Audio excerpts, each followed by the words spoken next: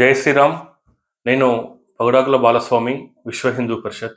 నిన్న సుప్రీంకోర్టు మరోసారి తీర్పు చెప్పింది.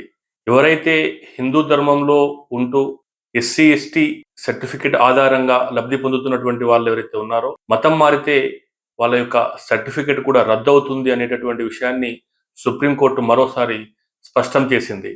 ఇదే ఏడాది మార్చ్ 24వ తేదీన చెప్పినటువంటి తీర్పును మరోసారి నిన్న స్పష్టం చేసింది. ఈ దేశంలో రిజర్వేషన్లు పొందాలంటే హిందూ, బౌద్ధ, సిక్ ఈ యొక్క మతాలకు సంబంధించినటువంటి వాళ్ళు మాత్రమే రిజర్వేషన్లకు అర్హులు అని చెప్పేసి తేల్చి చెప్పింది. అయినప్పటికీ చాలా మంది ఈరోజు హిందూ విరోధులు, హిందూ వ్యతిరేకులు రకరకాల సదస్సులు, సమావేశాలు ఏర్పాటు చేసి దళిత క్రిస్టియన్లకు రిజర్వేషన్లు అప్పజెప్పాలని చెప్పేసి, రిజర్వేషన్లు కొనసాగించాలని చెప్పేసి సెమినార్లు, రకరకాల మీటింగ్లు ఏర్పాటు చేసి ఈ యొక్క రాజ్యాంగాన్ని ఉల్లంఘించేటువంటి కుట్రలకు పాల్పడతా ఉన్నారు. ఇప్పటికైనా వాళ్ళందరూ కూడా బుద్ధి తెచ్చుకొని ఈ యొక్క హిందూ ధర్మాన్ని వీడితే రిజర్వేషన్లు కూడా వీడాలని చెప్పేసి సుప్రీంకోర్టు స్పష్టం చేసినటువంటి విషయాన్ని మరోసారి బుర్రలోకి ఎక్కించుకోవాలి. కానీ చాలా మంది ఓటు బ్యాంకు రాజకీయాలకు పాల్పడుతూ ఒక్క భారతీయ జనతా పార్టీ తప్ప అన్ని రాజకీయ పార్టీలు పోటీ పడి దళిత క్రిస్టియన్లకు రిజర్వేషన్లు అప్పజెప్పాలని చెప్పేసి పదే పదే డిమాండ్ చేస్తా ఉన్నాయి. ఇప్పటికైనా మీ నోళ్ళు తాళం వేసుకోవాలి. నిజాయితీగా ఉంటూ హిందువులుగా ఉంటేనే రిజర్వేషన్లు పొందాలి.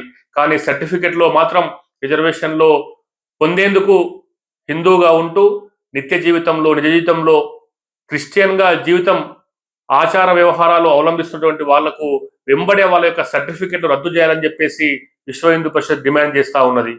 రేపు జరగబోయేటటువంటి అనేకమైనటువంటి టెస్టులు కావచ్చు, ఉద్యోగ అర్హతలకు సంబంధించినటువంటి అనేక విషయాల్లో కూడా విద్య, ఉద్యోగము, రాజకీయము, అనేకమైనటువంటి ఉపాధి అవకాశాల విషయంలో కూడా వెంబడే నిజమైనటువంటి దళిత అన్నదమ్ములకు ఏదైతే సర్టిఫికెట్ ఉన్నదో వాళ్లకు మాత్రమే రిజర్వేషన్లు వర్తిస్తాయి. మతం మారినటువంటి క్రిస్టియన్లకు వర్తించవనేటటువంటి విషయాన్ని మరోసారి సుప్రీంకోర్టు తీర్పును ఆధారంగా చేసుకొని విశ్వ హిందూ పరిషత్ స్పష్టం చేస్తా ఉన్నది. మనమంతా కూడా ఈరోజు సుప్రీంకోర్టు తీర్పు అప్పచెప్పింది కాబట్టి 1-2 సార్లు స్పష్టం చేసింది. అయినప్పటికీ దాన్ని వంక పెడుతూ రకరకాల రాజకీయ పార్టీలు మభ్యపెడతా ఉన్నాయి.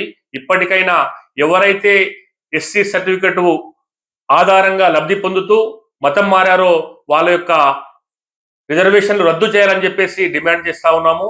దీనికోసము విశ్వ హిందూ పరిషత్ ధర్మాచార్య సాధు సంతులు పెద్ద ఎత్తున ఆందోళన చేసి ఎవరైతే మతం మారారో వాళ్ళందరూ కూడా సర్టిఫికెట్ వదులుకోవాలని చెప్పేసి డిమాండ్ చేస్తా ఉన్నాము.